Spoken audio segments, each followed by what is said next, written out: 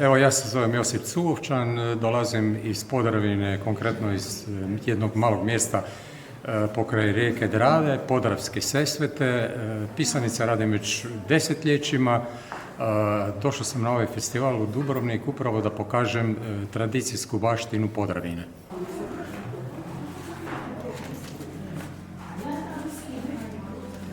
Evo, ja se držim jedne tradicije koja je više od 100 godina u Podravskim Sesvetama.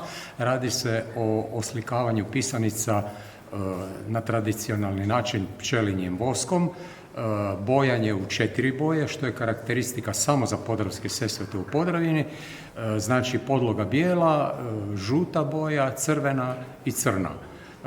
To je takozvana batik tehnika. Osim toga, ovdje u Dubrovniku još ću pokazati kako se to sa barskom biljkom sitina ili latinski naziv juncus vadi srčika bijela biljke koja se lijepi na ljusku jajeta.